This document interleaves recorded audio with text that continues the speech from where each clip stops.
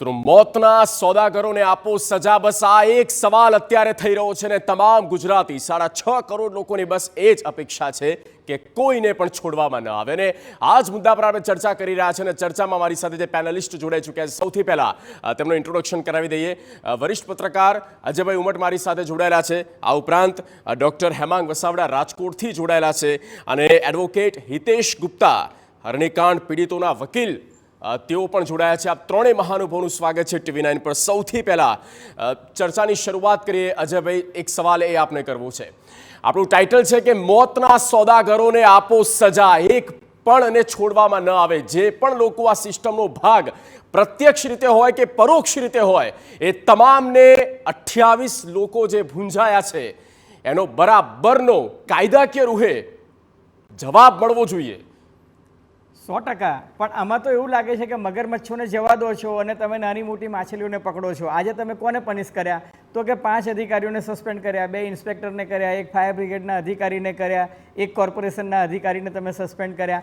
અરે ભાઈ, આ પ્રકારની અપ્રુવલ કે મોનિટરિંગ કરવાનું કામ તો મ્યુનિસિપલ કમિશનરનું છે, પોલીસ કમિશનરનું છે, ફાયર બ્રિગેડના ચીફનું છે। અને હું તમને કહું કે આ જે રાજકોટનો જે ગેમિંગ ઝોન કે જે ડેથ ઝોન બની ગયો એ 2021ની સાલથી ચાલતો હતો। 2021 સાલથી કે 2024ની આ મે મહિના સુધીમાં તમે મને કહો કે 4 વર્ષ સુધી ન કોઈએ એનું મોનિટરિંગ કર્યું, ન કોઈએ એનું સુપરવિઝન કર્યું, ન કોઈએ ચેક કર્યું કે એને બિલ્ડિંગ યુઝ પરમિશન છે કે નહીં, એની પાસે ફાયર બ્રિગેડની નો ઓબ્જેક્શન સર્ટિફિકેટની પરમિશન છે કે નહીં। અને પોલીસ કમિશનર હવે કહે છે કે 18 કે 19 મહિના પહેલાં એને એમ કે આપણે લાઇસન્સની પરમિશન લીધી હતી।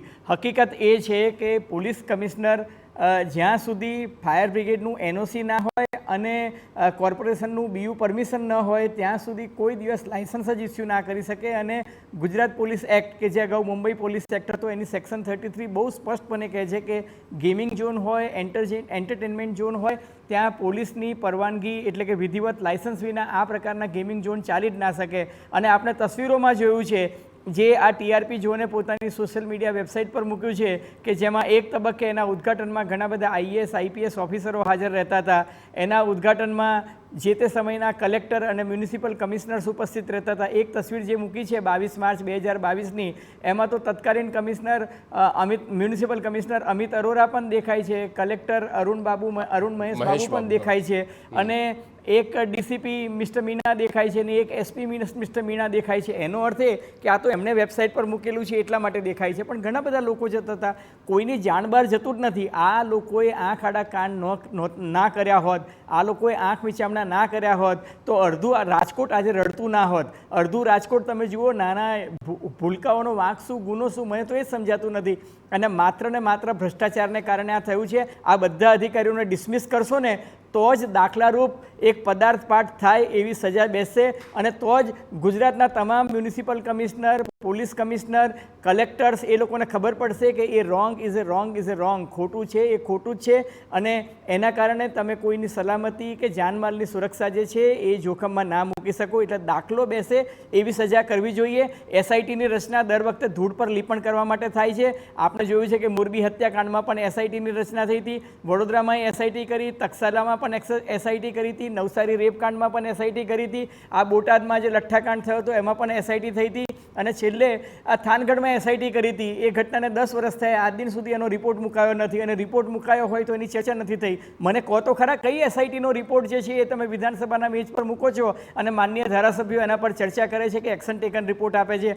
હાઈકોર્ટે શ્રેય હોસ્પિટલની અંદર જે ઘટના બની જેમાં 8 વ્યક્તિઓ બિચારા વેન્ટિલેટર પર હતા અને ઓક્સિજન માસ્ક ઓક્સિજન પેલા પર હતા, POP પર, એ લોકો બિચારા જીવતા ભૂંજાઈ ગયા। અને એ કેસમાં હાઈકોર્ટે સંખ્યાબંધ ડાયરેક્ટિવ્સ પાસ કર્યા છે, સુપ્રીમ કોર્ટે જજમેન્ટ આપ્યા છે, પણ અલગ અલગ કિસ્સામાં તમે જુઓ કે હરની બોટકાંડમાં શું હતું તો કે સલામતી અને સુરક્ષાના સાધનો નહોતા, મોરબીમાં શું હતું કે સેફટી નેટ નહોતી, અહીંયા આગળ શું નીકળ્યું, દરેક જગ્યાએ સુરક્ષાના સાધનોની ખામી ઉડીને આંખે વળગે છે, અને છતાંય દર વખતે હાઈકોર્ટ ડાયરેક્શન આપે છે અને આ લોકો ઓનલી એક્શન ઇઝ ઇનએક્શન। મને એવું લાગે છે કે આ વખતે બધાને ડિસમિસ કરવા જોઈએ જેથી IAS IPS અધિકારીઓ સહિત બધાને ક્લિયર કટ ઇન્સ્ટ્રક્શન્સ મળે કે ભાઈ આ પ્રકારની વસ્તુ જો કોઈ રાજકારણીના કહેવાથી, કોઈ મંત્રીના કહેવાથી પણ જો એ કરતા હોય તો એ ખોટું છે જોઈએ અને લોકોની નિર્દોષ લોકોની જાનમાલ સાથે તો બિલકુલ ખેલવું ના જોઈએ. બિલકુલ બિલકુલ. અને આ 48 કલાક થઈ ગયા છે હેમાંગભાઈ, આ ક્યાં સુધી આ પ્રકારના સસ્પેન્શન રહેશે? કેટલી કાર્યવાહી થઈ અત્યાર સુધીમાં? કેટલા લોકોને તમે સસ્પેન્શન નહીં પણ કેટલા લોકોને સસ્પેન્ડ કર્યા એ તમે પૂછો. વિપક્ષ તરીકે તમે સરકારને પૂછો કે અત્યાર સુધી 48 કલાક થવા આવ્યા છે, કેટલી કાર્યવાહી થઈ, કેટલા લોકોને સસ્પેન્ડ કર્યા, કયા આઈપીસી કલમ મુજબ તમે ગુના નોંધ્યા છે, શું સ્ટેટસ છે ઓવરઓલ? અજયભાઈ જ્યારે બોલતા હતા, વરિષ્ઠ આગેવાન છે, વડીલ મિત્ર છે મારા, ત્યારે એણે મહેશ બાબુ ને અરુણ બાબુ ને બધાના નામ લીધા. ભારતીય જનતા પાર્ટીના ધારાસભ્યો, સાંસદ સભ્યો, સ્ટેન્ડિંગ ચેરમેન એ લોકો પણ આની મુલાકાત લઈ ચૂક્યા છે. જો તમે અધિકારીઓને જવાબદાર ગણો છો તો પદાધિકારીઓ શું કામ બચી જાય એ મારો પહેલો પ્રશ્ન છે. 2021થી જે કોઈ મેયર છે એ વખતના મેયર ત્યાં ગયા છે, એ પણ ફેસબુક ઉપર છે.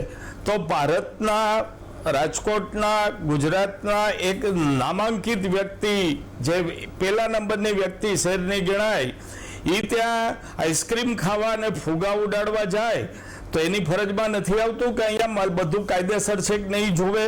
એ નથી જોવાનું. એટલે જે વાત થાય છે, આખી વાત જે ગુજરાતમાં ચાલે છે, હાઈકોર્ટમાં ચાલી, એમાં ક્યાંય પદાધિકારીઓની વાત આવતી જ નથી. સ્ટેન્ડિંગ ચેરમેન છે, 2021થી 2024 સુધીના મેયર, સ્ટેન્ડિંગ ચેરમેન અને જે તે ત્યારના પદાધિકારીઓ હતા, બાંધકામ સમિતિ છે કોર્પોરેશનમાં, એ બધાનું કેમ ધ્યાન નથી પડ્યું? ગયા તો છે જ. અને બીજી વાત કરું કે નાના નાના 6 અધિકારીઓ સસ્પેન્ડ થયા છે, નાના નાના જે ચિઠ્ઠીના ચાકર છે. ભારતીય જનતા પાર્ટીની એક પેટન્ટ લાઈન છે, કોઈ પણ ચમરબંધીને છોડવામાં નહીં આવે. અને ચમરબંધી કોણ છે? પટ્ટાવાળા, ટિકિટ ફાડનારા, આવા બધા ચમરબંધી ગણે છે એ લોકો. ખરેખર તો મારો સીધો જ સવાલ છે એડમિનિસ્ટ્રેશનને કે આ જવાબદારી ઝોનલ ડેપ્યુટી કમિશનરની હતી કે નહીં? મ્યુનિસિપલ કોર્પોરેશનના એક નાનો ચા વાળો કે એક શાક વાળો જો ક્યાંક ખૂણામાં રેકડી રાખીને ઊભે, ત્યાં લાકડી લઈને કોર્પોરેશન પહોંચી જાય છે, તો 3 માળનો મોલ ચડાઈ જાય, ત્યાં લગી તમને ધ્યાન જ નથી પડ્યું? Deputy commissioner zonal, municipal commissioner અને એ વોર્ડના ઇન્સ્પેક્ટર જે છે એને પણ તમારે આમાં લેવા જ પડે, કલેક્ટરને લેવા પડે, પોલીસ કમિશનરને લેવા પડે. અને રાજુભાઈ ભાર્ગવ સાહેબની તો મજા એ છે કે ખબર નહીં કોના ઈશારે બચાવવા નીકળ્યા છે. મહિનાનું લાયસન્સ આપ્યું હતું ને ફાયરની માટે એ લોકો એપ્લાય થઈ ગયા હતા, અને ફાયર ઓફિસર ના પાડે છે કે ઇન્વર્ટ જ નથી થઈ એપ્લિકેશન. ભાર્ગવ સાહેબને ક્યાંકથી ખબર છે જગ્યા ઉપર સાધનો હતા ફાયર સેફટીના, કયા સાધન હતા? બિલકુલ બિલકુલ હેમાંગભાઈ, ફાયર સેફટીના સાધનો હતા પણ એ માત્ર ને માત્ર પ્લાસ્ટિક કોથળી બંધ હતા, ઉપયોગ કરવામાં આવ્યો નહોતો. હા અજયભાઈ, આપની પાસે પણ આવીશ, પણ તો આ એક સરાહનીય નિર્ણય રાજકોટ બાર એસોસિએશન દ્વારા લેવામાં આવ્યો છે કે કોઈ પણ આરોપી પક્ષે આ કેસ નહીં લડે.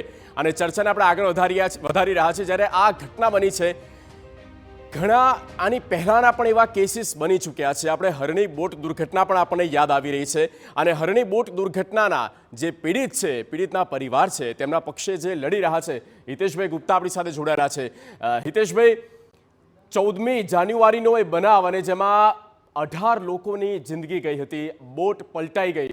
અત્યાર સુધીમાં આ જે કેસ ચાલી રહ્યો છે, શું એ દોષિતોને કાર્યવાહીના ભાગરૂપે સજા મળી છે ખરી? કેસ ક્યાં ચાલી રહ્યો છે? હરણી બોટકાંડ, જેમાં 20 આરોપીઓની ધરપકડ કરવામાં આવી અને 20માંથી 14 આરોપીઓ આજે જામીન પર મુક્ત છે. 6 આરોપીઓ હાલ પણ જેલમાં બંધ. આ કેસ હવે ચાલવા પર આવી રહ્યો છે. હજુ કેસ ઓપન બી નથી થયો, હજુ જામીન અરજીઓની સુનાવણીની પ્રક્રિયા હાથ ધરાઈ રહી છે. તેવામાં એક બીજો બનાવ જે હૃદય કંપાવી દે, આખું ગુજરાત નહીં પણ આખું દેશ ફરી એક વખત ગુજરાત તરફ જોઈ રહ્યું છે, જે ગુજરાતને ગુજરાત મોડેલ તરીકે પ્રધાનમંત્રી શ્રી સમગ્ર દેશ સમક્ષ મૂકવામાં આવેલા. પરંતુ શું થઈ રહ્યું છે ને આપણે શું કરી રહ્યા છે? હવે આપણે આજની આગળ વાત કરીએ. ગઈકાલના બનાવ પછી સમગ્ર ગુજરાતમાં જ્યારે ગેમ ઝોન જ્યાં લાગેલા છે, જ્યાં એડવેન્ચર પાર્ક છે, ત્યાં મોટા ભાગની જગ્યાએ ફાયર સેફટીના નામ પર કે અન્ય સેફટીને પરવાનગીઓના નામ પર આ તમામ ગેમ ઝોન બંધ કરવામાં આવ્યા. એટલે એક વસ્તુ બહુ જ સાચી અને ક્લિયર છે કે ફક્ત રાજકોટમાં જ નહીં પરંતુ સમગ્ર ગુજરાતમાં સેફટીના જે કોઈ નિયમો છે એને નેવે મૂકીને નાગરિકોના જીવ સાથે એક રમત રમાઈ રહી હતી તંત્ર દ્વારા. એ એક બહુ ક્લિયર છે આજે વાત. નહીં તો તમે કેમ બને છે ક્યાંક બનાવો અને તમારે બધી જ જગ્યાએ બંધ કરાવવાની પરિસ્થિતિ થાય છે, એનો મતલબ લેખ્યું છે. સાહેબ, હરની બોટ દુર્ઘટના પછી પણ જો અગર સેફટીના નિયમોને લઈને તંત્રએ પાઠ શીખેલો હોત કે જ્યાં બાળકો, જ્યાં પરિવારો પિકનિક મનાવવા જાય વેકેશનના સમયમાં, સ્વાભાવિકપણે આવા એડવેન્ચર પાર્કમાં એન્ટ્રી લેતી વખતે કોઈ નાગરિક એમની પાસે પરવાનગી છે કે નહીં એનું પ્રમાણપત્ર નથી માંગતું. તમામ લોકો જાય છે એ માનીને કે તંત્ર એમની જવાબદારી સારી રીતે નિભાવેલી જશે અને તંત્રએ જ્યારે આ નિભાવેલી છે એટલે લોકો ત્યાં જાય છે અને ત્યાં આવી પરિસ્થિતિઓનો જ્યારે નિર્માણ થાય છે કે જતાની સાથે એ એમના જીવનનો છેલ્લો સફર બની જાય છે અને ત્યાર પછી એમનો જે આખો પરિવાર એ તહેસ નહેસ થઈ જાય. આ સીધી અગર કોઈકની જવાબદારી બને છે તો જેમ ઉમર સાહેબે કીધું, આ બિલકુલ એક મતે જોઈએ ને તો જે અધિકારીઓ એસીમાં બેસેલા અધિકારીઓ છે, જે તંત્રનું એડમિનિસ્ટ્રેશન જેમના જવાબદારીમાં આવે છે, આ તમામ સીધી રીતે જવાબદાર છે. બિલકુલ. અને વકીલ તરીકે આપની જે પીડા છે તે પણ સ્વાભાવિક છે. એ જ નથી સમજાતું કે કાયદા નબળા છે કે આખી સિસ્ટમ નબળી છે. ઓન ધ સ્પોટ શૂટ થઈ જવી જોઈએ તેવા પ્રકારના કાયદા હોવા જોઈએ. એ સમય આવી ગયો છે. પણ એક નાગરિક તરીકે અફસોસ, જામીન પર છે આરોપીઓ. ચર્ચાને આગળ વધારીશું. હાલ રોકાઈએ એક બ્રેક માટે. તો મોતના સોદાગરોને આપો સજાને આ જ ચર્ચા કરી રહ્યા છે અને ચર્ચાને આપણે આગળ વધારીએ અને સૌ કોઈ એ જ ઈચ્છી રહ્યા છે કે આરોપીઓને પકડીને બરાબરનો કાયદાકીય પાઠ તેમને ભણાવવામાં આવે અને આ પ્રકારની ભૂલ કોઈ બીજા લોકો ન કરે. વારંવાર ગુજરાત આ પ્રકારની ઘટનાઓ હવે નહીં ચલાવી લે. સિસ્ટમને સુધારવાની જરૂર છે. તંત્રને વધારે સજાગ થવાની જરૂર છે. અજયભાઈ આપણી સાથે જોડાઈ ચૂક્યા છે. અજયભાઈ, આવા અનેકો પ્રકારની દુર્ઘટનાઓ બની ચૂકી. તક્ષશિલા કાંડ હોય જ્યાં ટ્યુશન ક્લાસ ચાલતું હતું, કેટલા લોકોની ત્યાં 10થી પણ વધારે લોકોના મોત થયા હતા. ત્યારથી લઈને અત્યાર સુધીમાં શું કાર્યવાહી એસએમસીએ કરી? બરોડાની વાત કરવામાં આવે, હરની બોટ દુર્ઘટના બની, કેટલી બોટ રાઇડની તમે તપાસ કરી? અત્યારે તમે તપાસના નામે આ તરકટ કરી રહ્યા છો, નાટક કરી રહ્યા છો. કેટલા દિવસ સુધી આ ચાલશે? રાઇડ દુર્ઘટનાની વાત કરીએ તો મને કહો છો ને? જી અજયભાઈ. હા, તમે જુઓ કે તક્ષશિલા કાંડમાંથી આપણે શું પદાર્થ પાઠ શીખ્યા. તક્ષશિલા કાંડ જે છે એ 2011માં એ વ્યક્તિએ, એનો જે બિલ્ડર હતો, એને ઇલીગલ કન્સ્ટ્રક્શન કર્યું હતું અને 2011માં એને ઇમ્પેક્ટ ફીનો કાયદો જે આવ્યો એનો લાભ લઈ અને ગેરકાયદે બાંધકામ છે એને રેગ્યુલરાઇઝ તો કરાયું, પણ એ રેગ્યુલરાઇઝ કરાયું એમાં વધારાનું ગેરકાયદે બાંધકામ પણ નાખી દીધું. અને સુરત પોલીસ કમિશનર છે એને તપાસ કરતાં એને ખબર પડી કે 2011નો ગૂગલ મેપ અલગ હતો, 2012નો ગૂગલ મેપ અલગ હતો.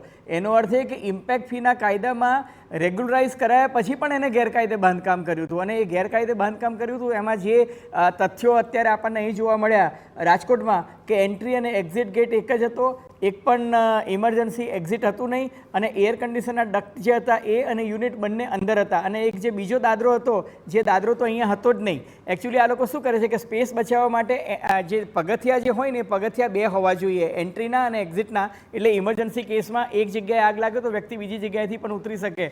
પણ એવું કશું જ નહીં કર્યું. તમે જુઓ કે તક્ષશિલા કાંડ હોય કે વડોદરાનો હરની બોટ કાંડ હોય કે મોરબીનો મચ્છુ ડેમ પરનો ઝૂલતા ડેમનો ઇસ્યુ હોય કે શ્રેય હોસ્પિટલમાં દર્દીઓ બિચારા જીવતા ભૂંજાઈ ગયા હોય તો રાજકોટના હોસ્પિટલમાં દર્દીઓ જીવતા ભૂંજાઈ ગયા. આ તમામ કેસમાં બોટમ લાઇન 2 આવે છે. એક કે અધિકારીઓના ભ્રષ્ટાચારને પાપે આ થયું છે અને બીજું હેમાંગભાઈ કહેતા હતા તો એમાં મારી વાતમાં એડ કરી દઉં two put the record straight કે જો એમાં ભાજપના નેતાઓ, ભાજપના પદાધિકારીઓ, ભાજપના મંત્રીઓ જે કોઈ ઇન્વોલ્વ હોય એ બધા જ સામે કેસ કરવા જોઈએ.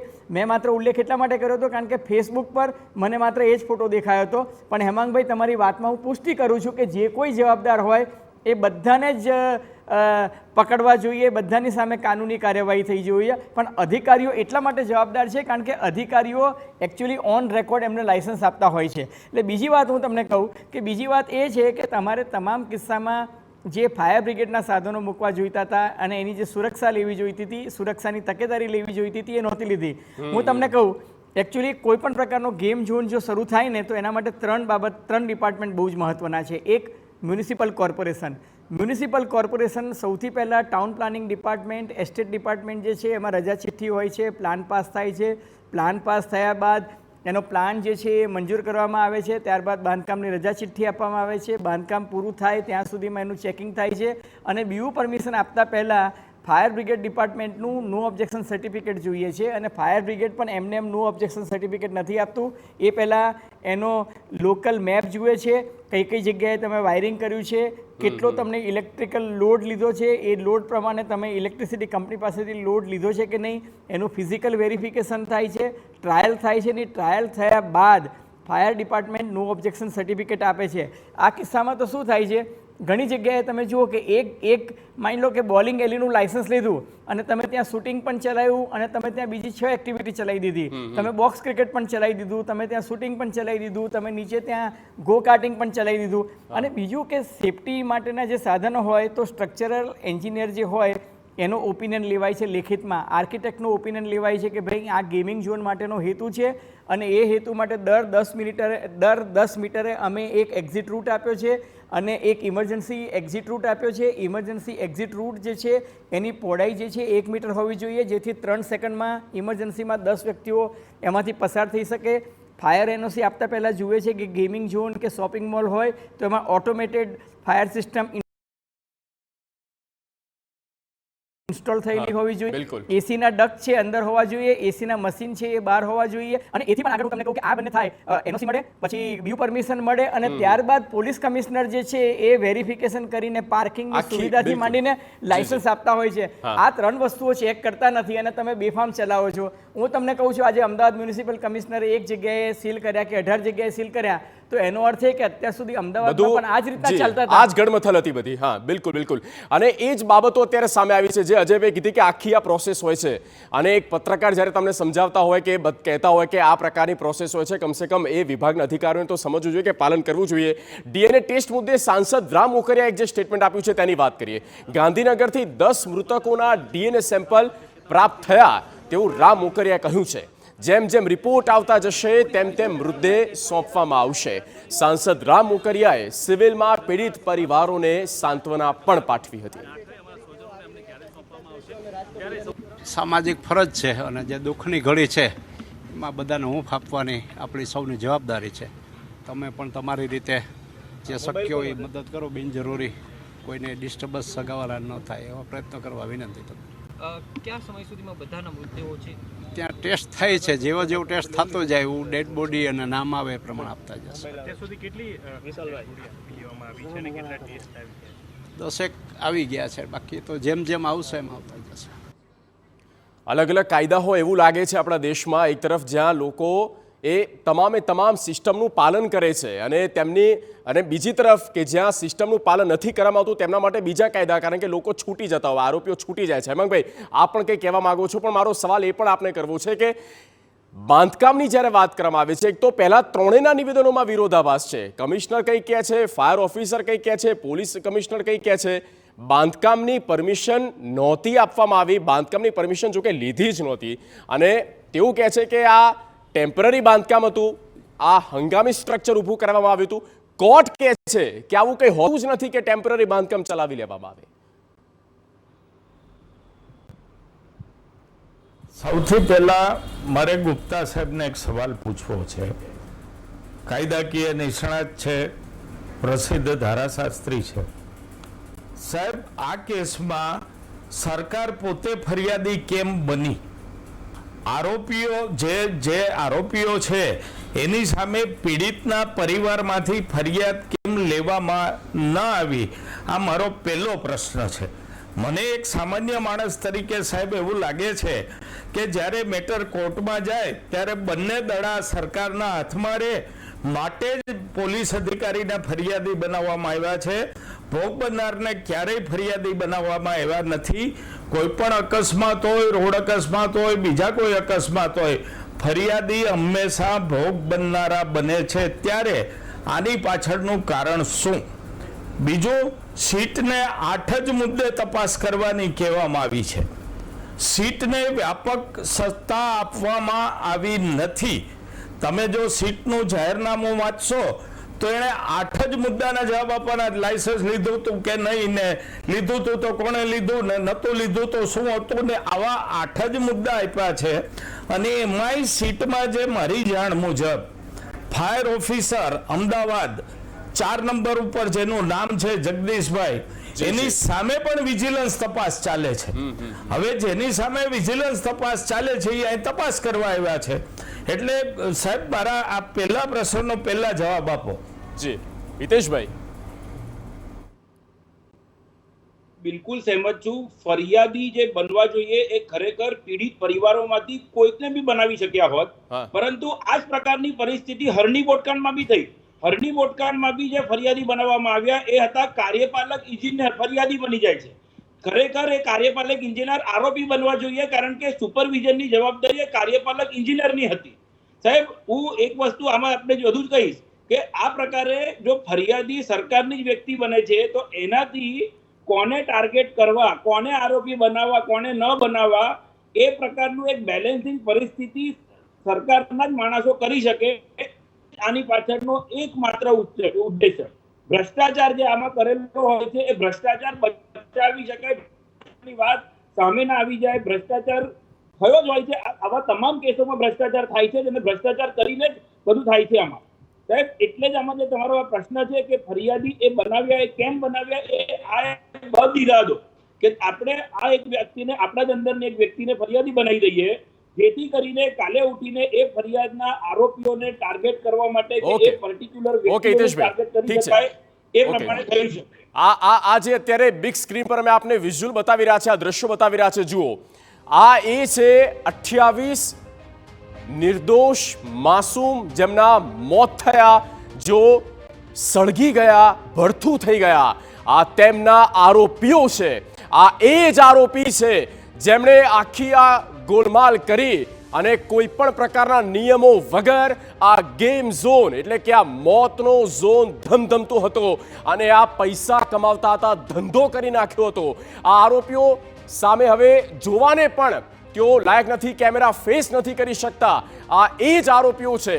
આ ગુજરાતના આરોપીઓ છે એ માતા પિતાના, જેઓ પોતાના બાળકને રમવા માટે આ ગેમ ઝોનમાં મોકલતા હોય છે અને બાળકો સાથે આ પ્રકારની રમત રમાઈ જાય છે. જિંદગી તહેસ નહેસ થઈ જાય છે. જિંદગી સાથે રમત રમનારા TV9 ની સ્ક્રીન પર આપ જુઓ, એક્સક્લુઝિવ તેમના દ્રશ્યો બતાવી રહ્યા છે. આ એ મુખ્ય આરોપીઓ છે જેમણે કોઈ પણ પ્રકારની પરવાનગી નહોતી લીધી અને આ માલે તુજારના દીકરા હોય તોય ભલે, પણ એ આરોપીઓને નહીં છોડવામાં આવે, કોઈને બક્ષવામાં નહીં આવે, કારણ કે આ માનવ સર્જિત અપરાધ જ છે. આ અક્ષમ્ય અપરાધ છે. સંવાદદાતા જિગ્નેશ પટેલ ફોન લાઈન પર. જિગ્નેશ, આ મુખ્ય આરોપી શું નામ છે, શું ત્યાં થઈ રહ્યું છે, પૂરી વિગતો. જગદીશ, જે પ્રમાણે સમગ્ર ઘટના બની હતી, પોલીસ કામગીરી કરી રહી હતી. 3 આરોપીને પકડવામાં આવ્યા હતા, જેમાં પ્રથમ આરોપી જે હતા તેમની જગ્યા હતી યુવરાજસિંહ સોલંકી. બીજા જે મેનેજર તરીકે કામ કરતા હતા તે નીતિન જૈન છે કે જેઓ આ ગેમ ઝોનમાં મેનેજર તરીકે કામ કરતા હતા. અને ત્રીજા વ્યક્તિની વાત કરાય કે જેમની આજે પોલીસે ધરપકડ કરી છે તે રાહુલ રાઠોડ, જે આ ગેમ ઝોનમાં ભાગીદાર હતા. હજુ પણ અનેક એવા ભાગીદારો છે કે જેમની ધરપકડ કરવામાં આવી નથી.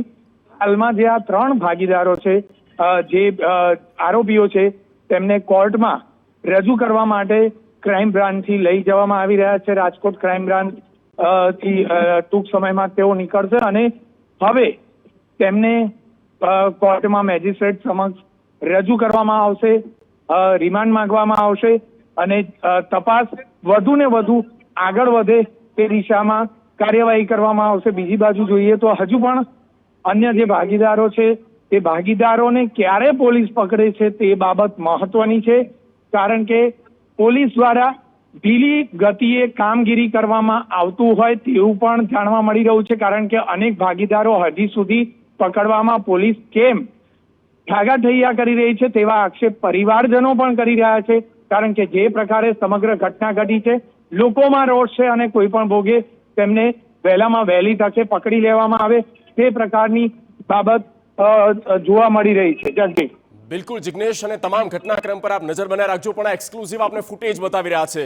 જુઓ દર્શકો, આ બંને જે દ્રશ્યો આપને બતાવી રહ્યા છે, પહેલા તસવીરમાં 3 જે આરોપીઓ દેખાઈ રહ્યા છે, આ એ અગ્નિકાંડના, એ બાળકોના, એ પરિવારના, એ માતા પિતાના આરોપીઓ છે. આરોપીના આ દ્રશ્યો મેં આપને બતાવી રહ્યા છે, અગ્નિકાંડના આ અક્ષમ્ય જે અપરાધ કરવામાં આવ્યો છે, જાણી જોઈને કોઈ પણ પ્રકારની પરવાહ કર્યા વગર કે કોઈ પણ નિયમોનું પાલન કર્યા વગર, જાણે કાયદા તેમના ખિસ્સામાં હોય, કાયદા તેઓ પોતે લઈને ફરતા હોય, અને સત્તાધીશો પણ કંઈ જ કરવા કહેવા તૈયાર નથી, અને તેઓ તો મસ્ત મજાના ફોટા પાડવામાં વ્યસ્ત છે. પણ આજે સવાલ TV9 એ તમામ અધિકારીઓને, સત્તાધીશોને પણ કાન મરોડીને પૂછે છે કે કયા એ સમય હતો, કયો એ સમય હતો જ્યારે તમે ફોટા પડાવવા માટે ગયા હતા, અને શું આપને ખ્યાલ નહોતો કે પરવાનગી લેવામાં નહોતી આવી? એ તમામ સવાલો અત્યારે ઉઠી રહ્યા છે. આરોપીઓ મેં આપને સ્ક્રીન પર સતત બતાવી રહ્યા છે, અને કોઈ પણ પ્રકારની પરવાનગી વગર, નિયમોનું પાલન કર્યા વગર એ તમામ જે આરોપીઓ છે આ પ્રકારનો ધંધો ચલાવતા હતા. અને આ ગેમ ઝોન દુર્ઘટનામાં જ્યાં 28 લોકોની જિંદગી હોમાઈ ગઈ,